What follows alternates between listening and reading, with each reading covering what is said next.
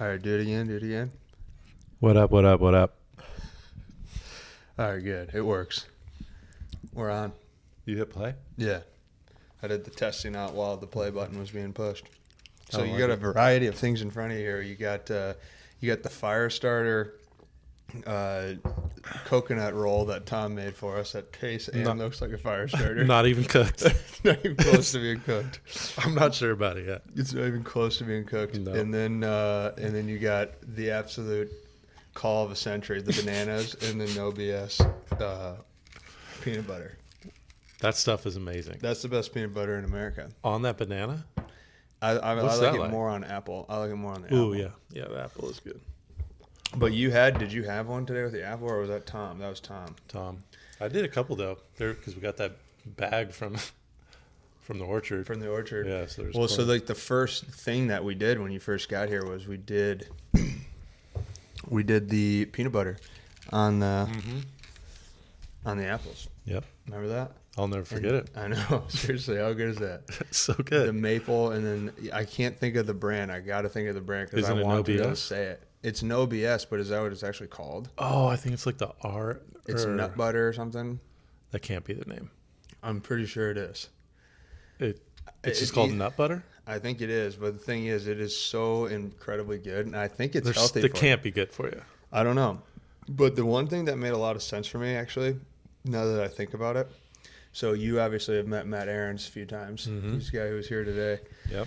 I have to turn on my game when he's around. Yeah, you do. Yeah. And he's a really good guy. He was on one of the episodes, and so he was talking to me the other day, and I was telling him, I was like, yeah, this no BS peanut butter is super good for you. And he goes, yeah, no, it's not. And I was like, there's no way. Like, it can't be bad for you. And I went to a really organic grocery store to buy it. So everything in there is good, you know? And he goes, okay, Harv, so how many peanuts or almonds are in there? And I was like, there's 18. And That's what it says, right? Yeah, on and the then label. he shows me the jar, Yeah. and he goes, do you think that 18 nuts fit in here? And he's like, if you crunch 18 nuts up, does that fill this entire thing? And it was just mind blowing because I've never thought about that. And he was so right. And it was so simple. So right? obvious. So yeah. obvious that there's no way that it was just peanuts that were in that thing. In one egg yolk or Yeah, something. like what are they putting in that? That's just an absolute. It's a sugar show. It's just a sugar show. Yeah. So that really messed with me. And then I thought about just all that stuff, and then the combination of just eggs and peanut butter. It's just really weird. We were talking about that the other day. It's just really weird about where you're getting food from, all those sort of things. So hey, man, thanks for joining the podcast, Bern. Yeah, love it. 100%. So I was giving you some time there, and now that we're a few minutes in there, I mean, take us through. Where are you from? Did you really hit the play button? Yeah, we're on. Oh man. Where am I from? From California. Yeah. Yeah. Sacramento. I hate saying that out loud because people hate it too. But yeah, Sacramento. Did that till Is that Northern California? yeah, So it's above San Francisco? more east. So and now you're in Oregon. Mm-hmm. So Sacramento, and then something made me feel like you've been to Washington. Have you not lived in Washington? No. So is that why you say like the Redwoods, like you should go there? Is that where Sacramento's kind of close to that? No, I was talking about the California-Oregon border. There's a place called Stouts Grove. That's where the redwood trees are? Yeah, it's amazing. Yeah, it's so amazing just walking around and looking up, and these things are 2,000 years old. Yeah, that's mind-blowing. You know, I know that exists, and I'm here talking to someone who has been in that, and I still can't comprehend that. Like, I want to believe that I think it's just a magical forest of huge trees, but then at the same time, I'm like, it can't be like that. But then I do think it is like that, you know? This is another reason why you need to come to Oregon. No, I do. That's a bucket list spot. I'm pretty confident I've said that on a podcast before, but that is by far a bucket list spot. And I've been to California a few times. I've never been in Northern California, even though I feel like I would love it. I've been to Washington, loved Washington, told you about the Cascades, hiked those mountains. Those were pretty epic. I mean, I think I did the Montana, I flew over I think I flew into Idaho. I think that might have been it, but it really is a really cool part of the country. What are the people like? Because Seattle was cool, I think. Oh man, you just putting me on the spot here. Man, Oregon, yeah, Portland is. You can't. Can't pinpoint that one. Mm-hmm. It's chaos, in a good way, in a bad way, whatever. I don't know. Portland is just unique. Yeah. And then, yeah, the rest of the state is just kind of all over the place. It's mostly, I just feel like it'd be and, like Lord of the Rings ish. It kind of is in the central part of the state. Mm-hmm. Yeah. Just trees, hills. Trees and volcanoes and Really? yeah. There's volcanoes in Oregon. Yeah. Wow. Hey, did you ever experience one? Like an active volcano? Yeah. No. That's a fair question, isn't it? Is it? I don't think it so. Is. I don't know. I've been scared of we've been scared of the one in Seattle going off for many years now, I think. In Seattle? Yeah, I think that was a big one for us in school. We used to always get really nervous as today of the day type deal that volcano goes. I thought it was Yellowstone, man. Was it Yellowstone? Yeah. I'm pretty sure it was. I thought it was Washington. It's like that movie Pompeii. You ever seen that movie? No. Oh man, do you know that story? I know the story. Yeah. Yeah, you should watch that movie. I thought it was a pretty good movie. But that's like Pompeii. You kind of like anticipate these volcanic eruption type deals. That's going to happen again at some point, right? I mean, you would think. I mean, there's a lot of people who are very confident behind that. So, Yeah. I mean, we've been confident around it for a few years. It just hasn't. I mean, in high school we were, in middle school and stuff we were. So, anyways, dude. So you came out here. You were hunting in Montana beforehand. Mm-hmm. Come out here, Idaho. Yep. And then you're heading back to Oregon tomorrow, man. So we're ripping a podcast. Had a beautiful dinner tonight. Yep. Had the desserts that Tom made. And here we are having some tea. So cheers, brother. Yeah. Cheers. Mm-hmm. And yeah, this is still being recorded. I mean, we've been out the whole time. I think it's been solid. Having a good time. But so, anyways, I'm going to catch the people up so they have an idea. Okay. So this guy goes California, goes and plays junior college baseball, goes to 2 other colleges, signs with the Tigers. The irony is we've already talked to you a lot. So you get called up to the show a year later, essentially. Then you play in the big leagues, play professionally for a decade. After that, you go up to Alaska. I mean, dude, you seen this retention I got here? It's pretty good. This guy goes up to Alaska. Yeah. He does sanding on decks. I was a fishing guide. Fishing guide plus the decks. Yeah, you got to do anything when you're at a lodge in the middle of Alaska. Which is fascinating to me too. I still want to hear about the Alaska stuff because the height of the grass out there, that's another similar thing to the Oregon trees. Is that I know that that's real because I've sat with people, and multiple people, including yourself as one, that says the grass is as tall as you. I've heard that many times. I just can't comprehend that. So I know it's true. Do you know what I mean? Yeah. But then I don't think it's true. I think you need to find out. I never thought about it being the same as Oregon, but it is. In terms of the trees and the leaves of the grass. Yeah. I'm just thinking, is the grass the blade of grass that you see in a normal Can't yard? be the same thing. I don't know. In Alaska, what is it like? It's just, when I was guiding there, you're guiding in that in the grass that's, close to as tall as you, and there's bears in there snoozing. Crazy. Yeah, they popped. You wake a couple of them up here and there. It's not fun, but they're just doing their thing. But the grass is firm, man. Yeah, it's I've never thought about that. It's wild. So you've experienced waking up a bear before. Mm-hmm. And so when we were hiking the other day, yeah, that none of that could be terrifying to you. Because I could see how the other day could be trippy for somebody, especially if you were doing that maybe by yourself or one other person and you were walking that trail and you're 8 miles in, that could be rather scary. I know I was hiking in Colorado some years back and we were in it, and there was nobody else, but you've had those experiences. So does that experience make you not nervous at all in the northern part of Minnesota hiking? Because you've experienced Alaska. You know what I mean? Maybe if we were in a different part in Minnesota, because there was so many people, Yeah. So if there was no one there, would that make you? So I guess what I'm saying, do you get nervous when you go hunting at all? Is it nerve-wracking being entirely out in the middle of nowhere? If I had no idea where I was, maybe, but like just with the GPS and, I got food and water on me. I'm not really too worried about it. And that's what I'm saying. Is that because you've experienced a bear? Yeah. I would think. But I haven't experienced that. Yeah, so but things to me are nerve-wracking. It's different because those bears are like, they're coastal bears and they're just having a good time eating salmon. Really? And in Idaho, they're grizzly bears and they're wanting to eat everything that moves. So it's different. Really? And the bear is different? Yeah. The personality of it's different? And it's all because of what they eat? Yeah. Do you think that, and you were telling me earlier, the grizzly bears have grizzly fur because they just eat whatever. And black bears, they're just smooth. Yeah, the coastal bear, they're just eating all the salmon and berries. And so those are healthy It comes out in their coat and they look great. Wow, that's And they're full, more importantly, when you're walking around them. So then what's the essence of like a polar bear? I don't know. You know what I mean? Yeah, the essence of a polar bear. Never. Well, it's just like a black bear essentially, but it's completely white. Mm-hmm. But the fur's similar. You know what I mean? Yeah. And I only say that because I've just never heard that before. I think because they're not like for 3 months, the coastal brown bears are eating every day. Sure. Tons. I mean, because the salmon are just limitless. Yeah. And that's like the polar bears don't really have that much food. So you know how you feel as if, you can feel as if the whole world is completely overpopulated?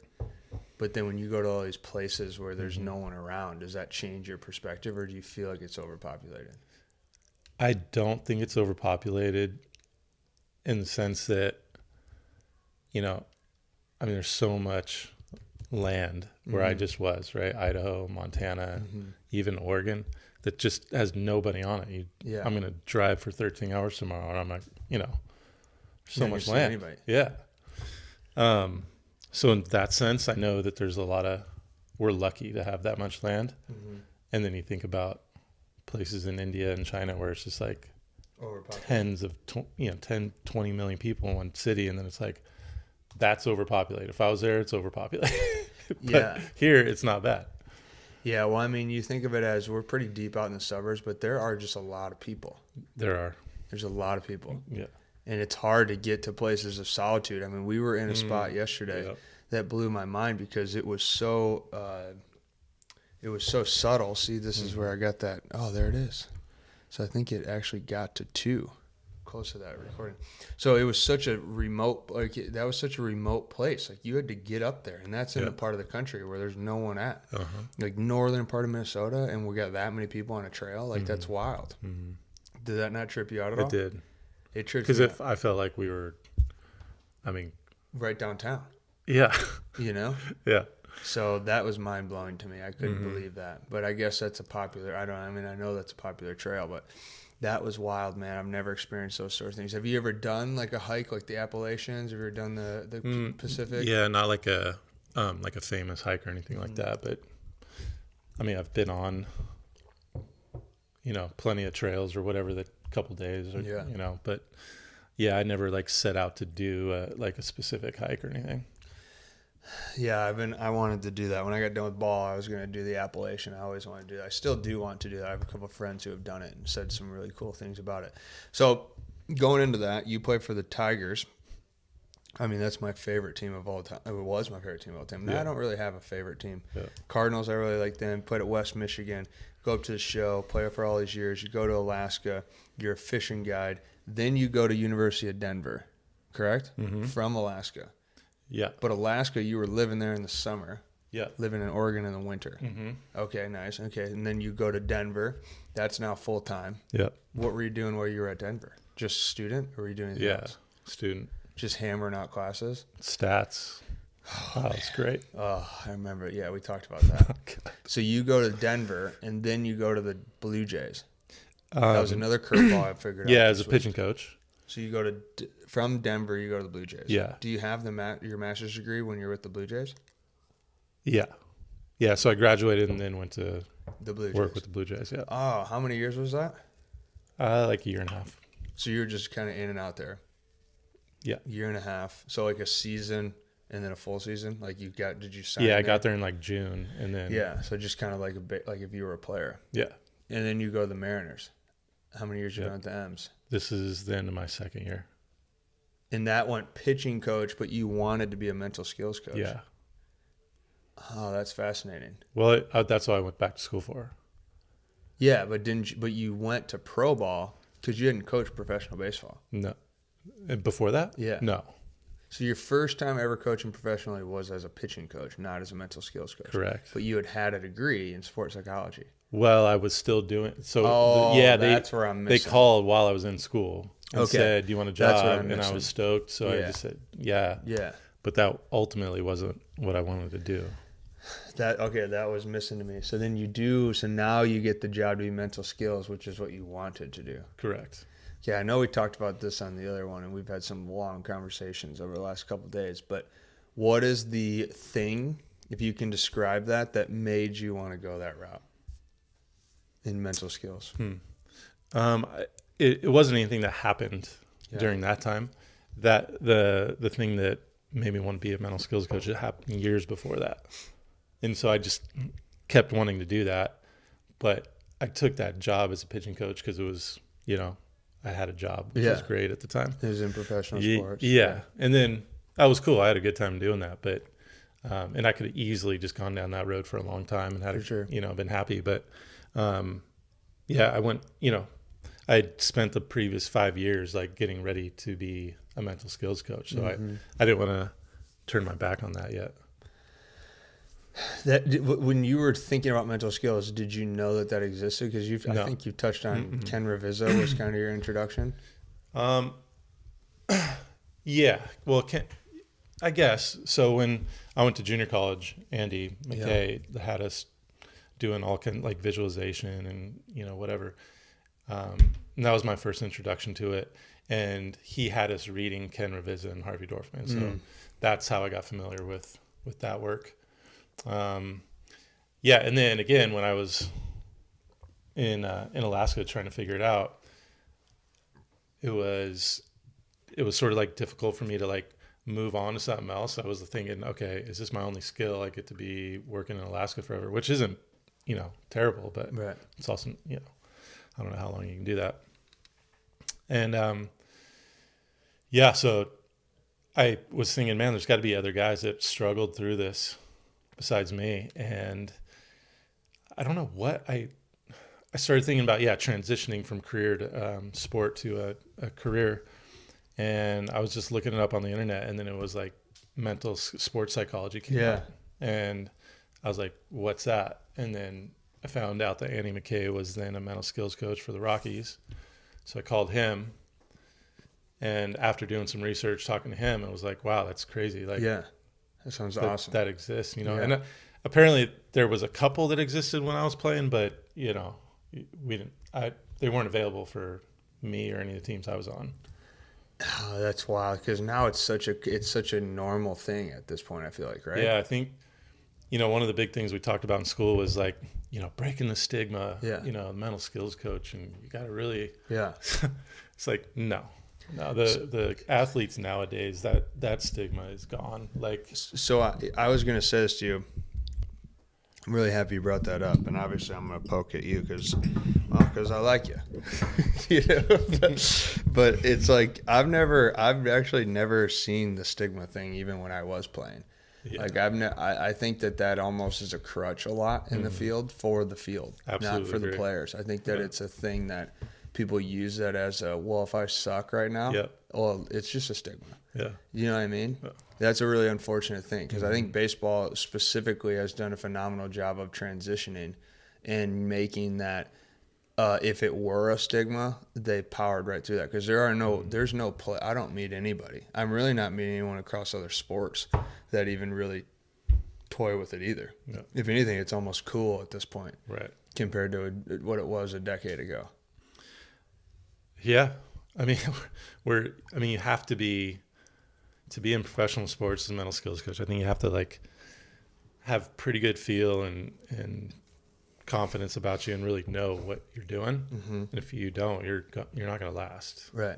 So the players will kind of suss you out, and you'll be challenged right away. But the stigma part, like, that only exists because the mental skills coaches want it to exist. Yeah. That's not a thing. Like, everybody has had a mental skills coach that's in pro ball at this point since the time they were 13. Like, Right. You know, they know about meditation. You know, like, stigma about meditation. No, just do it better. Yeah, it's crazy. You know what I mean? I don't even think there's really, and I'm guilty of the stigma towards meditation. Not current or present, but in the past. Right. I was really big on that. And that's why I say that to a large degree. There are a lot of times that I just said that only to kind of try to break down my own wall to be able to teach meditation. You know, it was more of a, let me create the stigma real quick. So then we're all, mostly me, able to feel confident about what's about to happen. Yeah. You know?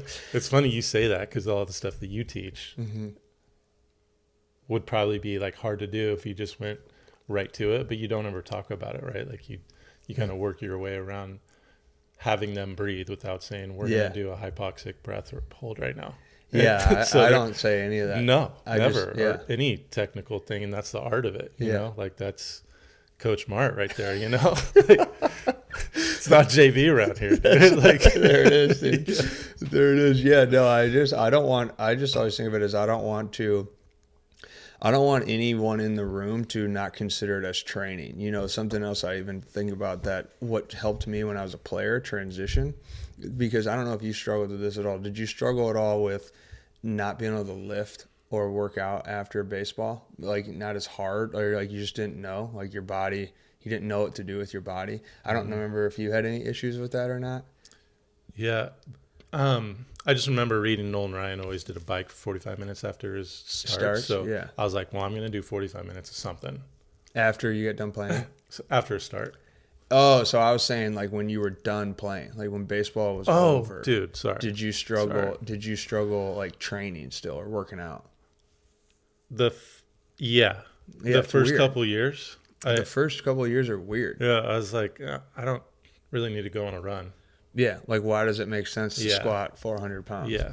And those were things that I really didn't, and traces of that still come out in me a little bit today with wanting to feel like how strong could I get, like how much weight could I lift. And there are some people who do that for a long part of their life and they're not a professional athlete. I think it's pretty cool. Like I think that's cool, right? And it's interesting because when I was playing, I would lift heavy. I was more of like a lifter. Like I was known as that guy.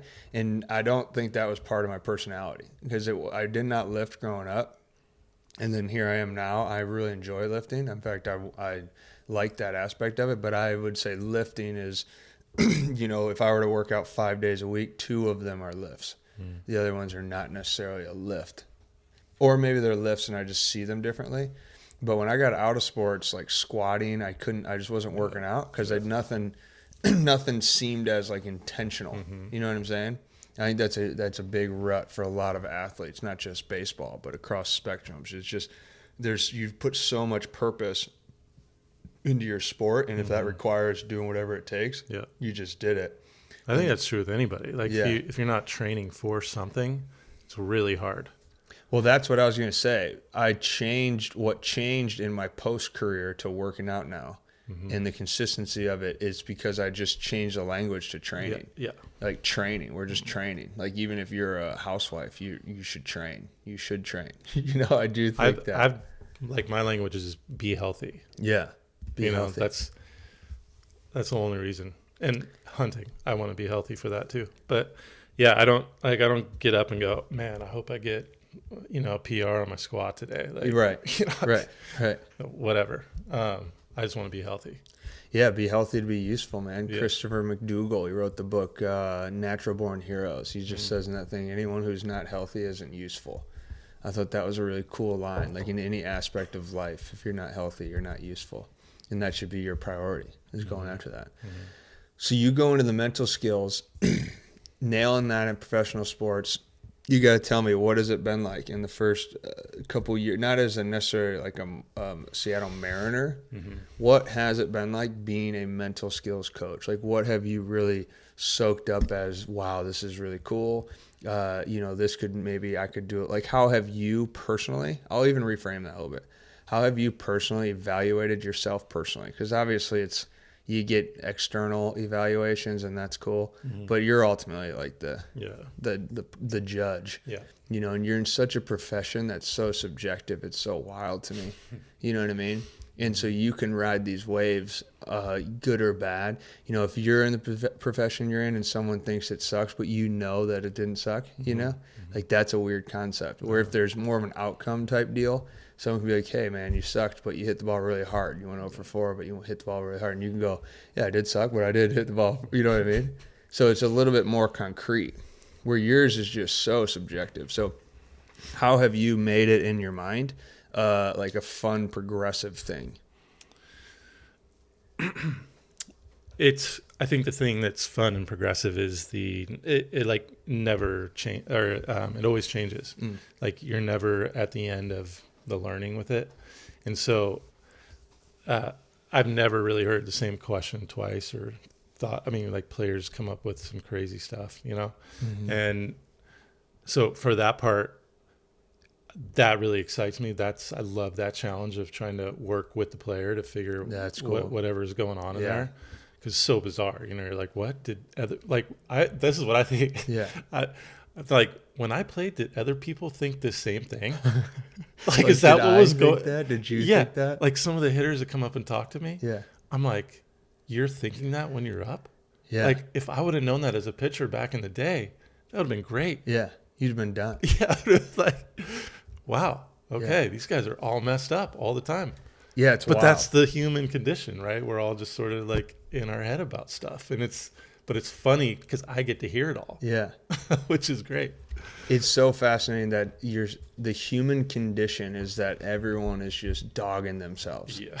You know? Yeah. And even if they're super good, that's so something that's always, I've always contemplated when I was a little kid. I used to always think that I'd win. You know, I thought at one point, I mean, just like you, I'm sure you're confirmed NHL Stanley Cup winner, NFL Super Bowl winner, and Major League, you know, Baseball World Series champion. Like I was going to be all those when I was 8, you know. But I used to always think to myself, if you won the Super Bowl, what would make you want to play the next year? Like you did it, you know, you win the world champion. So. And you're with these guys all the time. What is it that makes them? Because even people who do really well, could be so much with that. They might not be happy about it. They might not even care, or that might not even be close to being as good as they want themselves to be. So you're at you're at a professional mind, you know, and everyone's got that. At your level, everyone's got the blinders on to a large degree. You know what I mean? So what is it that keeps these guys moving, like wanting to keep getting more? Yeah, that's a good question that, you know, we ask sometimes too. And it's like, I think I was saying before when we talked, it's just everyone has the same goal, right? Their blinders are on for the big leagues. Yeah. And that's a shitty goal, right? Like that's just not, like if your blinders are on and you don't, if your blinders are on, you don't know how to take in new information and see a bigger picture in my mind, you know? But so they're trying to get to the big leagues. Well, what are the big leaguers doing? And it goes back to what you just said. Right. You know, like you won the Super Bowl, then what? Yeah. You know? It's like, yeah, well, you better know what. Yeah. You know, everyone wants to get to the big leagues. For my own experience, that's all I ever wanted. I mean, that was it. But I didn't really have a plan for after that. You know, it was just like, okay, what do I do now? And it was so. As soon as I got through that barrier, and then there was a whole opening now because I got through that thing. And then so I was super, I mean, I was exposed. Yeah. I was exposed. Yeah. Finally, you know, in my life, because I was going to make the big leagues and I did it, you know, and then you get there and then you're exposed to everything. And if you don't know what to do at that point, or like have an understanding of yourself, then it's going to be tough. How do these guys do? How do you? I don't know. Like, because you're so right. You're exposed to everything. Yeah. But then some people seamlessly just do well, like handle it. Is that a family? Is that where you grow up? Is that like, what are the steps? Do you think it's possible to give the steps on how to do everything and like create the perfect kid's life? Like if you had a kid at day one, Yeah. you think you could create it perfectly to make it right to the big leagues? I want to think so. I want to think so too. Yeah. I've gone on record Uh-huh. and said that if you gave me a kid, a little boy, and he did everything that I told him to do, if I was the first explosive exposure to him, Yeah. that kid would have every single thing riding up to it. We could be way off. We could be way off. Yeah. I love what you said the other day when you said every team has a blueprint to get a guy to the big leagues. Mm-hmm. Every team. Mm-hmm. I love that. Mm-hmm. You know, because it's true. You could write down all of the things. Hey, you do this, and then you do this at this level, and you think about this when you're there. Like, you'll get to the big leagues. Yeah, this is it. Looks just like do this. that. Yeah. All those Nothing steps. else. Yeah. Okay, now go get them. And then why do only some of the people read that whole blueprint? So this is my answer to that. Is that a question back to me? I don't know if it was, but yeah, I don't think go with that. Yeah. It was just kind of floated out there, but go ahead. So I think that there's no answer to it, first of all, which is why I think I'm answering a question, our major thing, a question from me, so I could I could answer something to get us to another spot. Yeah. But that spot to me is, I think the simple answer is that's just not possible. I think that's just not possible based off of just the amount of collection of the fact that that's not possible. You know, like I don't think I've ever met anyone, or you met anyone, or we would meet anyone who would say that's exactly that'll work out. You know, but even though you could still sit here and go, if I had a little kid, I could confidently make that kid get to the big leagues. Yeah. If they did everything, and you sit there and go, well, if they did do everything, they would make it. You know what I mean? But then why the kid or the ball player in this situation is not going to do all those things, no matter what.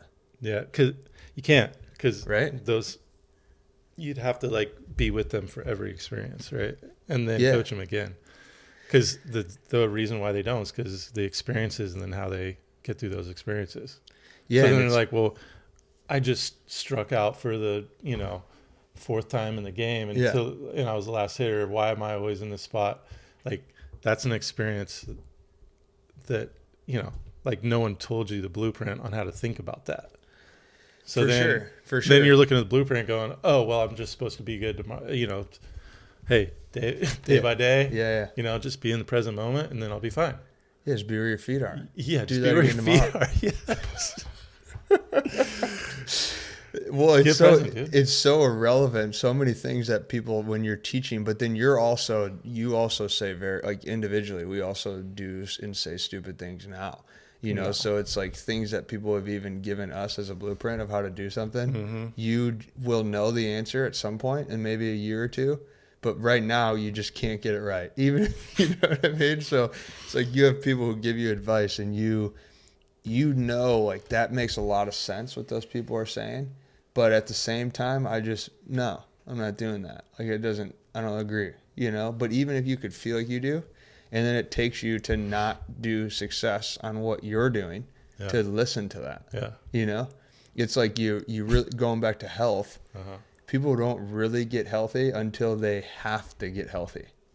I like that analogy. Yeah, it's the same concept of mental skills, physical training, same thing with lifting, rehab. I mean, a guy never cares about his shoulder until he gets mental skills until they suck, Like, hey, I suck now. Yeah. You got something for me? Yeah. Yeah. So do you ever just have a really hard time listening to somebody, like what they're saying, and you're just in your head going, there's just no way. Like, that's just not even close to being true. Like they're just... Yeah, you're not even close. What do you do? To like figuring it out or... Yeah, like what do you do if a guy's not even close? And how are you, what's your persona? What's your coach face like? I think I'm just like, I try to get as locked in as they are, just like, hey man, we're doing this. Like, let's see what happens, because if dude, that scenario does happen, right? We're like, wow, okay. Like we're not going to get there today and you got to be okay with that. Yeah. So going back to the question then, a question I had already. Yeah. If you know that, okay, today, maybe this month, we're not going to get anywhere with this guy. but your job rides on getting them somewhere. Mm-hmm. What is that like? What's that scenario like? That's what I was saying. How do you know you're doing the right job? And then even you know what I mean? You're such a weird profession. Yeah. Where like that's even a question I don't even know if you can answer it. Yeah. Well, it just goes back to like taking credit for when they're doing good or blaming yourself when they're doing bad. It's like it's never any one person. So I really think it's like you can give some tools, but they may or may not work. You'll never know. No one knows because it could have been someone else that helped them understand that tool you just gave them. Might not have been you. You might have said it in a way they didn't understand, but the next person does. Like you almost give them the tool, and the tool could potentially, right, and the tool could be right, but you might not even be the person that opens them up to understanding the tool. That's so true. Yeah. That is so true. And that's like the art of, you're almost making mental skills seem very, crazy. Like I admire it, that aspect, because you have to be you're basically teaching humans how to be humans, but you're also just a human. Yeah. That is the part that's so strange to me. Yeah. It's like this person is coming up and talking to me, this person. Yeah. And he's asking me about my thoughts that I've gathered through my life via like my own experiences or, teachings or reading or whatever. In their experience, I've never experienced what their life is like ever, because they're seeing it through their eyes. It's possible. Right. But yet they're coming up to me and asking me about my experience and hoping that I've had something that might have clicked through, like similarly to their eyes and their experience. And then, that's beautiful. Then it makes sense to them somehow what I'm saying about my eyes. It's bonkers. It shouldn't ever work. It's amazing at the fact of how ridiculous that is. Yeah. You know? Yeah. But then it does work. Mm-hmm. And it's also, does that have because we're humans? Right? Yeah. Is that everything to do with timing? Is that everything to do with understanding? Because you think about it, you will give a same speech you'll talk about the same topic for years, but you will say it differently for years. But you're kind of, if you talk about purpose a lot, or you talk about, if you talk about self-talk, if you will, you could talk about self-talk, but talk about it entirely different next year or this year or last year, or you heard it that way the year before. Do you know what I mean? Yeah. Like, why is culture so fascinating to talk about and learn? But you've been talking about, all of us have been, if you're in sports, you've talked about culture. Yep. So does culture, if someone told you culture was X when you were 18, you had a limited amount of experience. So now if that person told you that same thing at 30 or 40, would it need a new level? Would there need to be more in depth? Does the person's tone have to be deeper? Do they have to have more of an experience for you to get as profound impact? Do you know what I mean? Does that come with time? Does it come with age? Yeah, I think it's like understanding yourself too. Like you perceive things in different ways now. So you maybe you can cut out the bullshit a little bit here and there where you wouldn't have cut it out before. And so I don't know, maybe like narrows your vision on how you define things. If you're the player or both? Both. Yeah. So like your experience, so you have one experience and it tells you this, and then a week later, a similar experience, but you take it differently. Well, then you're going to understand how people talk about that situation differently. Yeah, and that's kind of the concept of you read the same book once a year. It's a different book. Different, yeah. And that's just your brain.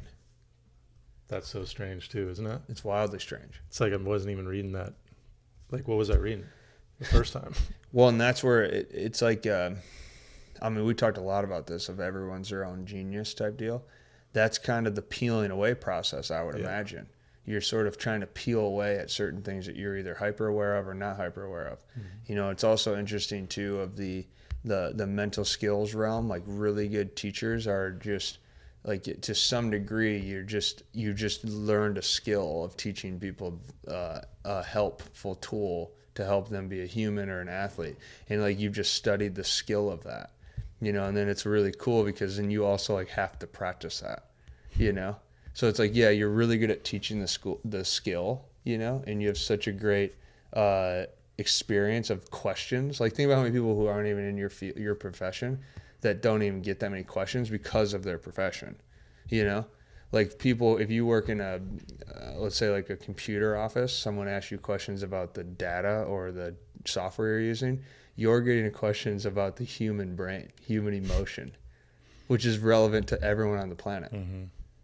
Is that crazy? Yeah, I mean, when you put it like that, yeah, that's just kind of tripping me out a little bit. Yeah. That's the fun part. Yeah. That's what I love about it so much. It's just, like I said, it's always different. I mean, maybe the same scenario, but like how it's worded. Yeah. It's always different. The way it's worded is how they understand it. So then it's like, wow, okay. Like, and I got to know this person. Why are you saying this like that? I don't, like, no one's ever said that before in that way, you know? Yeah. Which is cool, right? It's super cool. It's, I think what you were talking about earlier, like, I don't like really,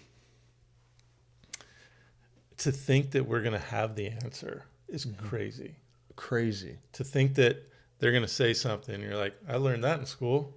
Yeah. Let me bust out some research for this guy. Yeah. And he's going to really get it now. Yeah. That's not a thing. And is that frustrating to you? Or do you, no, you had that's why I love it too. I think that's cool too. It's so much fun because when you just let go of your own BS and just go like, man, I'm not going to know the answer to this. That's where you start. Yeah.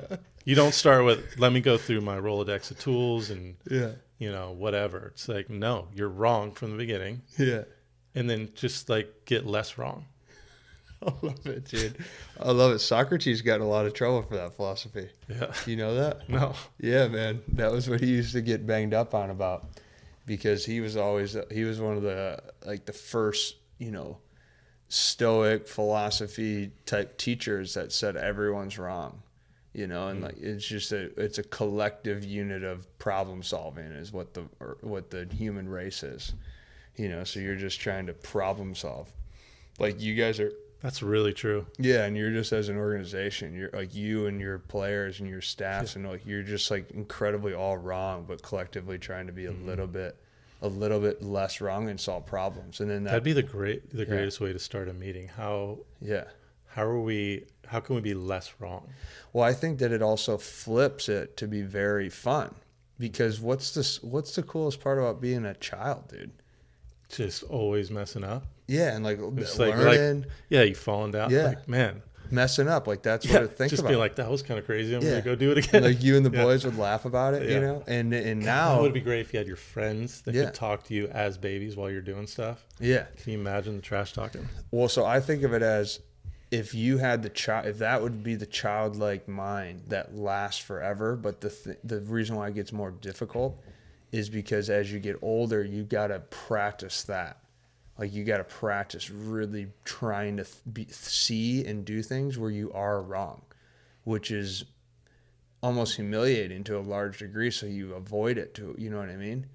But then it's like, okay, what made me so excited about being a kid? It was every less wrong that I was like this massive advancement.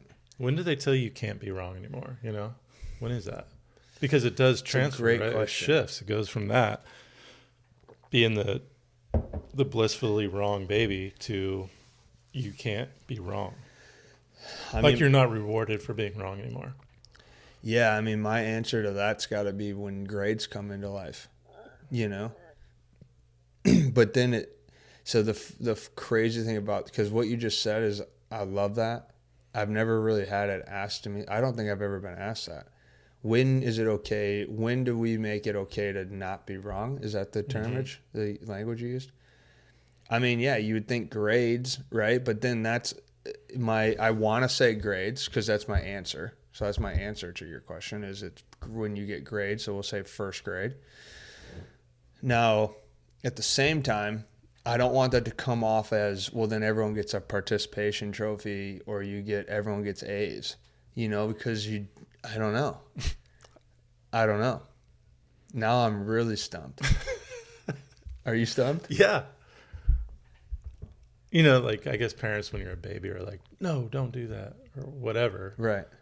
But you don't really know what's going on. I guess, well, maybe you do. I don't know, man. I I asked think that question hoping that you were going to answer it and then we could keep Do going. you have an answer to it? No. I don't have an answer to it. Well, I guess my answer to it is first grade when you get grades. What about what you've always said that I keep hearing you know, when kids forget how to breathe. That's preschool. Yeah. And it's crazy. 5 years old? Yeah, around 5.5, 6 years old. Maybe it's around then. Well, and you got to think, then Well, isn't that like you've said you stop going from a diaphragmatic breath to a chest breathing because you cave in because you're trying to fit in, or like society is telling you to look at it as, so your breath works as like a memory card. Yeah. So if you get we'll say you get tackled when you're 6 years old and you break your collarbone, right? So now all of a sudden when you're going to embrace for impact, and you'll alert your brain by the way in which you breathe like that. So now, because of life is so much survival, the compensation of breath happens because the chances are that any of us have been tackled or punched in the arm or something at this point in our life is pretty high. So like all of us have a bracing technique, and anytime you brace, you cave in the top of the chest, and so your upper chest breathing, which is like an anxiety sympathetic breath, right? Mm-hmm. Which would make sense off of what we were talking about right now. So anytime I did this, that made sense to have arousal. Yeah. Now, when you go to preschool, you stop the system of walk, crawl, move, use your trunk. Like, that's all that stuff that I like, all those primal movements you see me doing, because I've always just think about how much every other, we still have 4 limbs. So we don't even use these top ones because we're lateral, we're up here, we can walk. Yeah. So it's like, if I can get time on the ground with my all 4 limbs, that should balance out the body pretty well. Mm-hmm. And it should strengthen the body. Yeah, and you go from that to sitting in a desk. Yeah, so you go like that and you sit. So this is what always baffles me about going to school. What part of this makes sense is that you go to school and sit the whole day and you're demanded to focus, yet you never, at what point in life has concentration been something taught? That's always baffled me. Like for the first 5 years, I just crawled everywhere and just took dumps all the time, and just ate whatever. And now I just sit here and focus for 8 hours. That sounds miserable. Right there. That sounds absolutely miserable. Lock in. Like take notes. You be locked in, and if you're not, there's for sure going to be a letter written home, and your dad's going to be super mad at you. That's when it is, man. That's when it's not okay to fail anymore.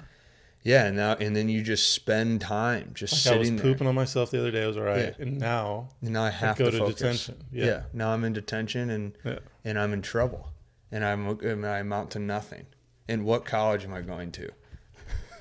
I wonder how miserable we all are that first year of school, because that sucks now that we talk about it. I remember elementary school that was a whole life in itself. I remember that feeling like that was a life. If we were there for 5 years, I felt like that was 60. What happened? I don't know, man. I think it's that concentration thing, honestly. Yeah. But does anybody like school? No, that's what's really sad too. Who likes it? Well, that's what's sad, because in theory, that's what we're talking about, is that you should be excited to learn. Yeah. Because that's when people are the most excited, is when they're learning things, because they're advancing. Yeah, but how they're learning. And then you have a whole thing that is purely for the concept of learning. But you can't be wrong. Mm-hmm. So then school, think about how school is nerve-wracking to people. That's crazy. We put a pressure on you doing well on a social studies test in 7th grade. Because you want your parents to be happy, so you can get into a college you don't even know that you want to do yet. Mm-hmm. Yeah. You know what's wild about that too, I've thought a lot about, is how you spend the first half of your life externally praised, and then you spend the back half of your life, I don't know if this is extremely true, I don't even know if the first one's true, but I think you spend the first half of your life trying to be externally praised, and then you spend the back half of your life trying to eliminate that programming in yourself and trying to learn how to and understand internal praise. Isn't that crazy? That's a good one. I think those are both correct. Yeah. Yeah. So I've thought about that for many years. I don't think many people have that understanding what you just said. I think people are still looking for outside praise. Yeah. And I don't think they know that it's probably not the best to keep searching for that. I mean, that thought isn't thought by many people, dude. Well, I hope it is. You'd hope, but I don't. Yeah, you get your yearly bonus or whatever, and you chill and watch football and hang out, and it's fine. Yeah, and everything just kind of happens, and then it is never what it seems, which is wild, you know. Yeah. Like, it is never what it seems. Like, we were talking the other night about you playing in the big leagues and not even knowing that you were playing in the big leagues. Like, you were just like in the big leagues, and you could, like, now if you were in the big leagues, you could love the big leagues. I would love it so much. You know what I mean? Every day would be great. Yeah. Yeah. How does that, like... Because I was a dingleberry when I was playing. Yeah. I mean, you're just like, this is always going to happen. This is just the way life is. And then you're not like, you're just existing in that little weird bubble. Yeah. And then you get out of it and you're like, wow, there's some cool things going on there that you'll never experience outside of it, ever. Wow. And so, yeah, you look back, go, God, it'd been really cool to fist pump a strikeout or something here and there, you know. What do you think would be a big thing if you did go back? What would be something that it can't necessarily say that you do that much better. That's kind of 2020 type deal, hypotheticalness. But like something that you would, I guess it's hypothetical too, but what would you do that you know would have made it more enjoyable if you could do it right now? Engage with teammates and staff more. I was so like into my own thing, just trying to figure it out, you know, like, how do I do this thing? Yeah. That I think, that is a regret with my career is like, I mean, you'd go out after games and stuff and have a drink or whatever, but like just having, I think probably best way to put it, just having more fun, you know, with my teammates, letting go a little bit. It was so like life and death to me to like have this career that it was really hard to let go of some of that stuff and just, you know, have a good time in the locker room, you know, get into it. Yeah. See, I cannot see, that's wild for me because I can't see that. Like, I can only see you as a clubhouse guy. Yeah. You know? Like, no, I mean, I was cool. Yeah. Like, I was but fine I'm saying clubhouse, like having fun. Like, I feel like it, like I can't see who you would be when you were just dialed. Yeah. Like, you're dialed now, but it's like, I can't see you, like, you can be dialed, but then you can also, there's just a difference feel. Like, it's like we were dialed all week, but we were also just not dialed. Yeah, we were also not dialed. We were also very laid back. Like, we knew when that switch happened too. Yeah, which was cool. Yeah, and we could turn it when we could do it. Right.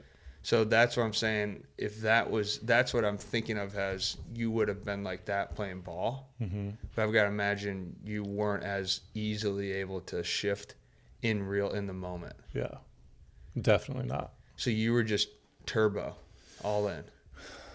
Yeah, I mean, I was just kind of a dork, man. Like, you know, I was just trying to like do my own thing and figure it out. Yeah. Like, a late bloomer, not really like, I'm not a party guy in college, and all of a sudden, like, hey man, it's kind of part of the thing that you do. It was like party a little bit. You go out with the boys after. It was cool. I had my like small group of guys from each team. Yeah. But like really mixing it up more, maybe. Was it sweet partying at least? Yeah. I mean, that had to have been awesome. Yeah, like everything's awesome in the big leagues. That's crazy to me. Just like the whole day's got to just be wild. Yeah, you know, game day or whatever, I like getting up and like walking around the city or whatever, having a good time. And I also like going out and having a drink or whatever for dinner. But all of those things were just awesome or they're just enhanced because you're like, I play for the Tigers or I play for the Braves. Like, I'm just kind of floating around. I was floating around all the time. Yeah. You know, it's awesome. Yeah, I don't know. It's just great. Yeah. Like the whole experience from obviously like the physical, like getting after it on the mound, that, for sure. Like, man, nothing. Yeah. Like nothing is even close to that now, but, yeah, I'm going off on a tangent. How do you transition to nothing's close to that now? What do you put that energy into? Because that's something I think guys struggle with a lot too. You know, the blue pill answer is like my work, but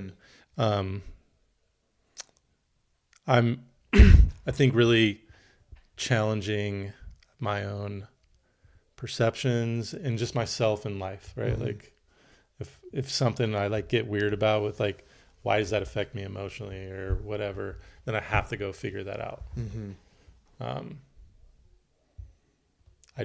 I just like that. What was the question?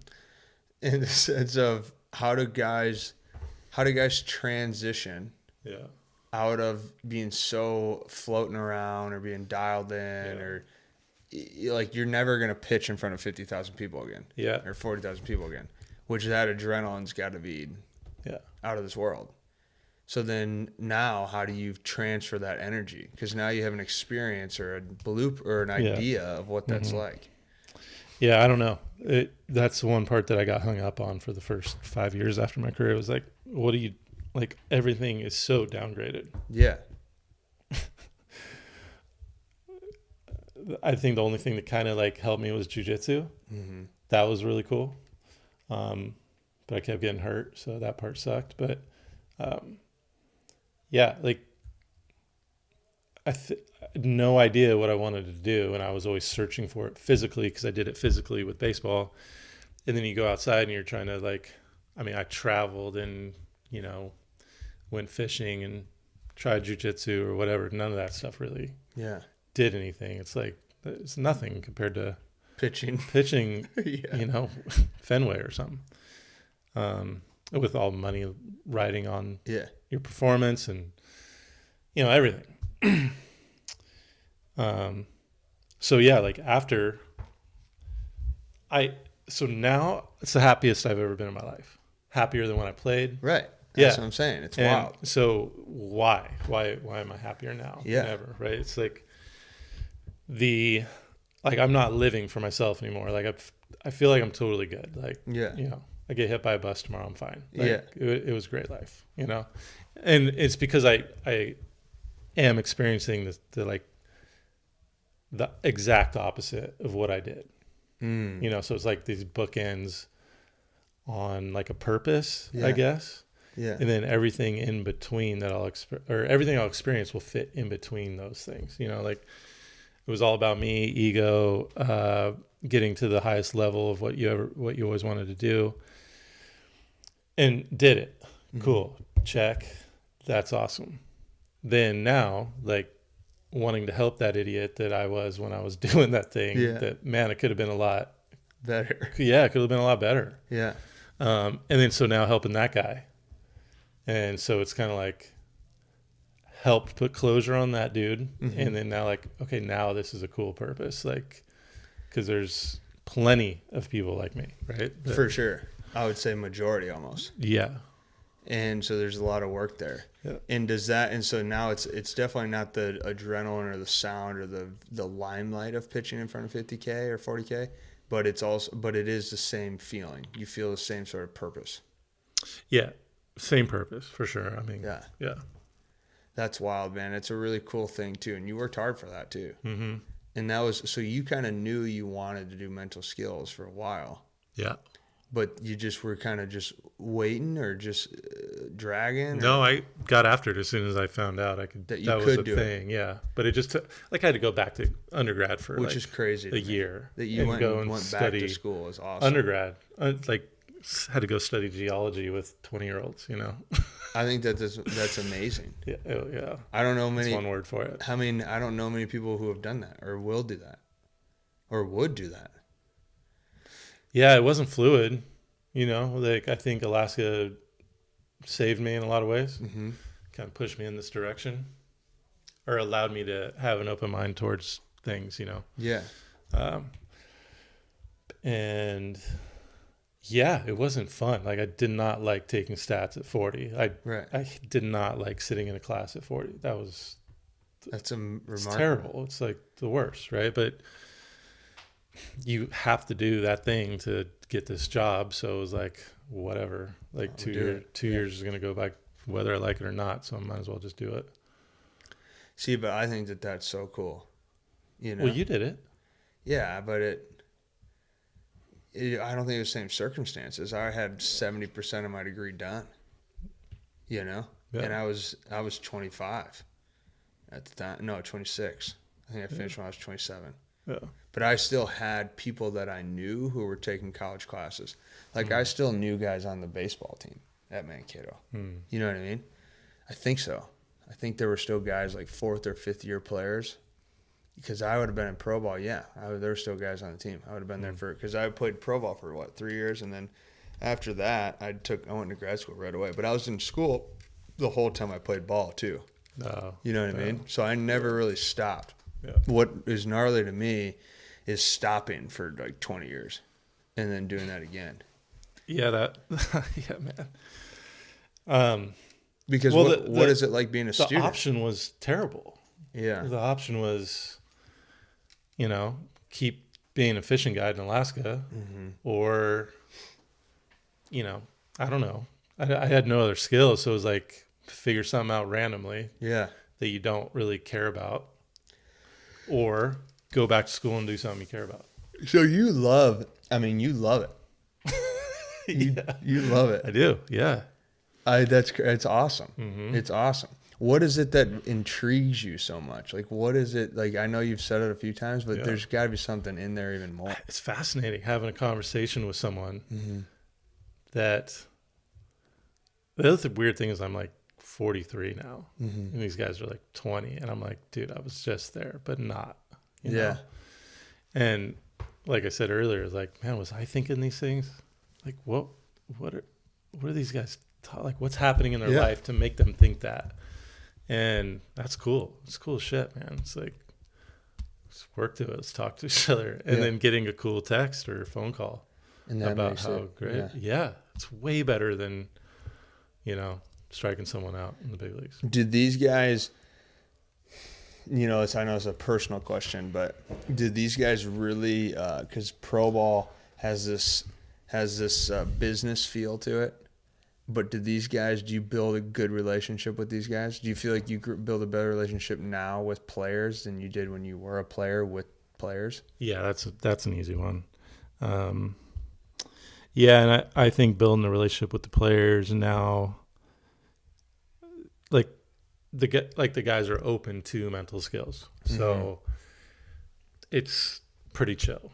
You know, we're a coach, especially the way we do in Seattle too, because we're wearing uniforms and we're playing. I think that's cool and stuff. So that's, you know, when we have the ability to do that and help them with actually like understand the language and, you know, get out there and actually play catch or whatever, and talk to them about those things, then it's, you know, we're just a coach. It's not like that in other orgs, is it? Because they're all different. I don't really have. Yeah, I think some have, you know, they wear a uniform, but I don't know. I think that's awesome. Yeah. I think that's super cool. Do you ever teach anything baseball wise? Like, do you help with pitching at all? Or do they make sure that you guys all try to stay in your own lanes? I'm not gonna let our pitching guys hear about that one. Yeah, that's true. Yeah, we're recorded. No, I don't. No, it's kind of a weird thing, you know, because you can see a body move. Yeah. In the thing that you've done so long. Well, I guess what I'm saying is, and I think this is gentled. I was trying to make it gentle. You know that question? No, I know. I was kidding. Like, what can you? It's like you're at baseball. Yeah. Like, I can't imagine you not being like, hey, dude, just. No, our people are good. So like, if there was something that I saw that I was like, hey, did you see dude like doing that thing over there? Yeah. Like they'd be cool with it, But no, I'm not trying to go up to anybody and be like, but the cool thing, they kind of bleed into each other, Right. Like if you watch people do stuff, well, it probably has something to do with what they're thinking about. Well, there's no way a pitching coach isn't talking about the mind. And same thing with strength coach. Strength coach isn't not talking about the mechanics. Yeah. And that's why we talked a lot about that. Yeah. I think that everyone's job should be to have a feel for everyone's job. Just a feel, just to be able to speak the language. I'm not saying you got to be an expert in it, but to have some feel and understanding, I just think it would make you better at your job. If you're a mental skills coach who know about pitching in the craft, it's like the craft. Like you could be on the other side and be in the bullpen teaching the slider, and I think that helps. I would think that helps mental skills. You'd be a better mental skills coach than not having that. Having an experience working out, having an experience being an athlete. There's something to be said about that. There really is. There's something to be said about people who play and then teach that thing. Now to go all in on that, there's also something to be said about that too. Like it's I'm not saying to go all in. I'm just saying there's just your eyes and your tracking and like you're saying that conversation, the experience of a baseball conversation, all that plays into the fact that if you can add some intelligence on top of that, or if you educated yourself externally on top of that, and got some things done and organize some of that, there's no way that doesn't help a ball player. Yeah. Yeah, like what you said, you just organizing your thoughts around it, and really understanding,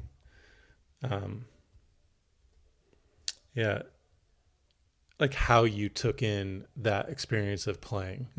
If you're the guy that played and now you're a coach, it's like, well, try to understand not being a former player, and like what you would have to do to get to there, and not just rely on your one experience as a player.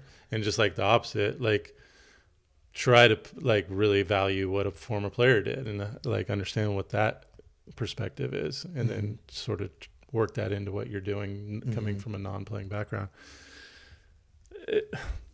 I think I overstate understanding. Like I always talk about that, but like really understanding yourself and having that that ability to have perspective about the other person, where they're coming from. It's hard though, because people know their own experience and they want to talk about that because they know that. They don't know what the other person went through, but that's the art to me of coaching. I like that. Yeah. The art. Yeah. When you teach or coach, I know you do presentations and whatnot. It's not necessarily, is it like an infield practice? Do you go and have like your one-on-one time, your group time, or is it just presentation time? Do they just kind of let you freelance?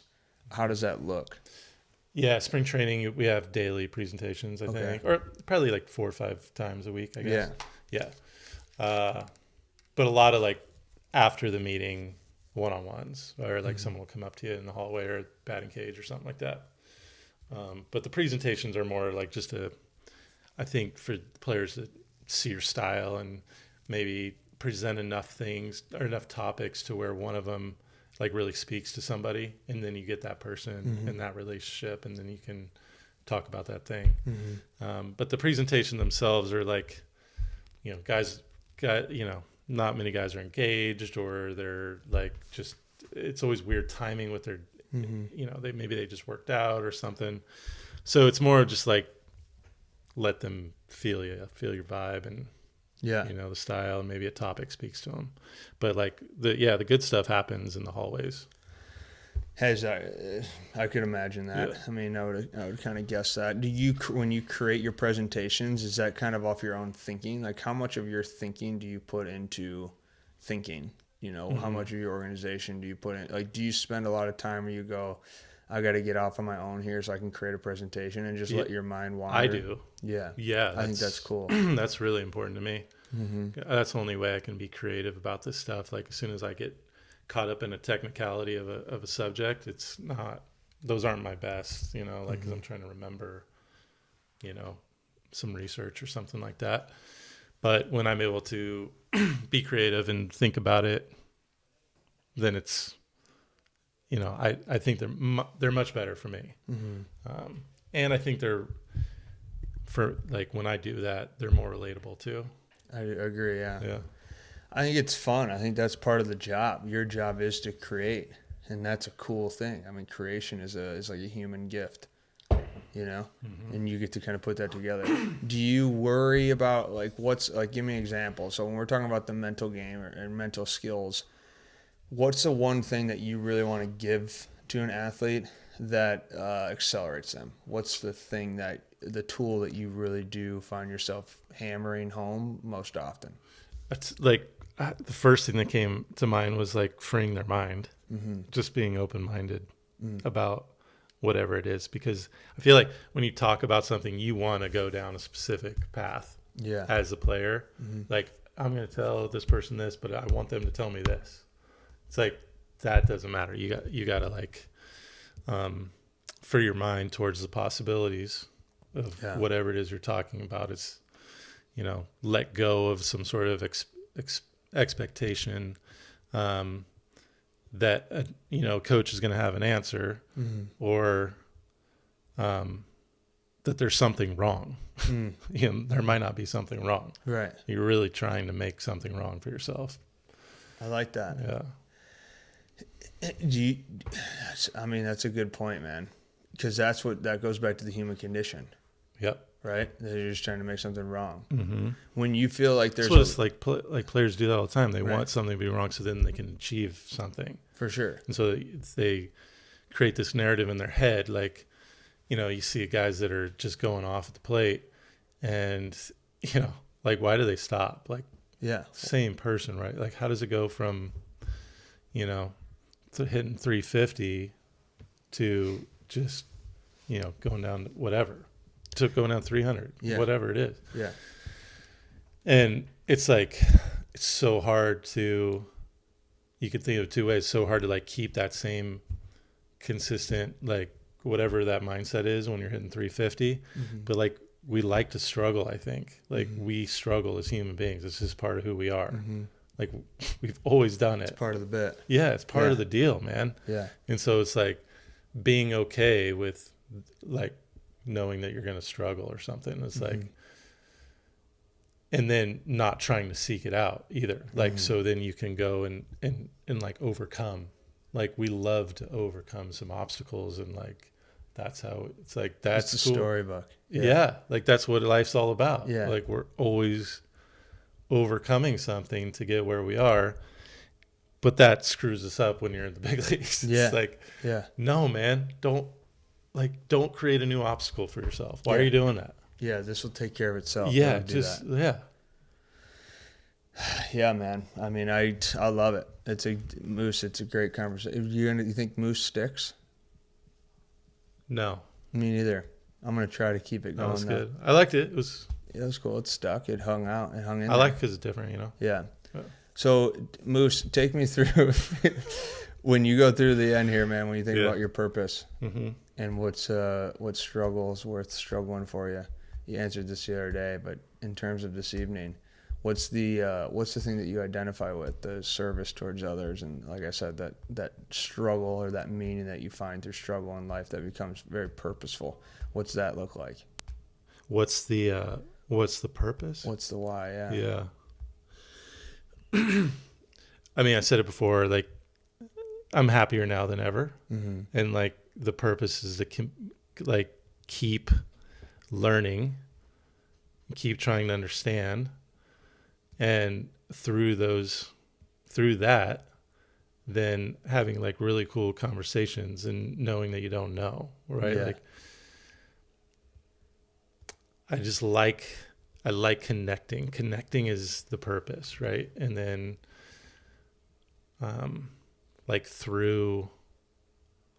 through understanding and through conversations and through questions and continued learning, it's just like all those things just sort of speak to me. I think, like in a broad picture, I'm thinking like my life and then my career is like connection. And then I go down to like maybe just my baseball career. It's still connection. Yeah. And the more I learn how to do that in that smaller bit of baseball, in my career, the better it expands out to the rest of my life too. That's so cool. Yeah.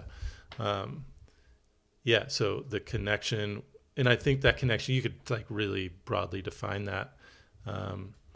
But like, I just think it's so cool to like, connect and understand why you're connecting, you know, like what are we doing here? Yeah, man. And it could be like, it doesn't even have to be like a personal deep thing. It can just be like, we're connecting professionally. Yeah. You know, yeah, I it's dig just a that. connection. And then you have a learning lesson, right? And then you connect deeper on like a friendship level. It's like, cool, connecting that way and learning something else that I didn't connect or learn from with just the surface person, you know? So I just, man, it's so great. It's like, never ends. No, it doesn't. And it's kind of like the theme of the talk, right? You know, that's that childlike curiosity, that connection, that intensity of drive to become better at it. And when you are open to that, it sort of just happens times 10. It just kind of comes to you, which is a rather really cool thing.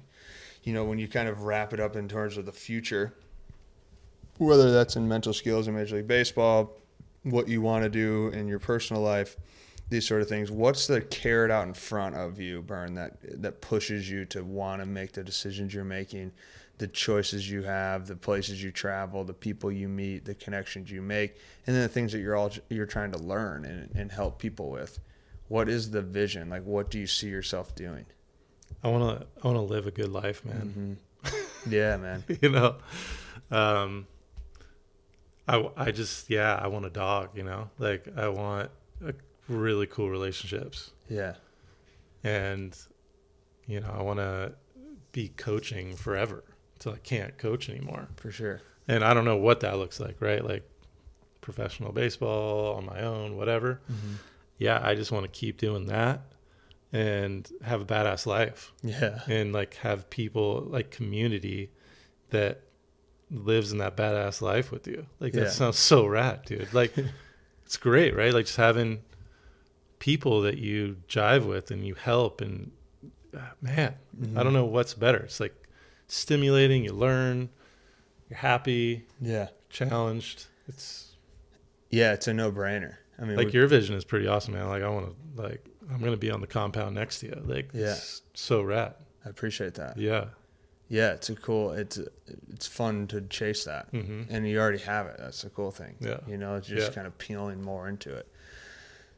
I love it, man. I think as the night kind of winds down, I mean, the nighttime tea's got my eyes drooping a little bit. But take me through how can people find you? How can people get a hold of you on Instagram? You know, I need to figure that out. Well, you got the IG rolling. Yeah, I got the IG rolling. I think that's just my name. Is it? Yeah, I'm not even sure. That's so bad, dude. God. Well, I'll have it in there. Yeah, just follow you. Follow MindStrong. I'll have the tag in there. I like all of your stuff. Yeah, whatever's on it, we'll have the tag in there. This is probably why I'm, you know. You'll get there. Yeah. You'll get there. Yeah, I don't even know how to, like, what? No, well, Bern, I appreciate it, man. I always like to tell everyone, whoever does a podcast with me, I appreciate the time, man. I think that's the highest currency. Yeah. So this was a great chat. I'm really happy we pulled the trigger and just decided to do it. We did it. We got it in. Thank you. We knocked it in. So yeah, man. Thanks for jumping on the MindStrong Project podcast, and I'm stoked to release this. Yeah, cool. Me too. All right, brother. Cheers.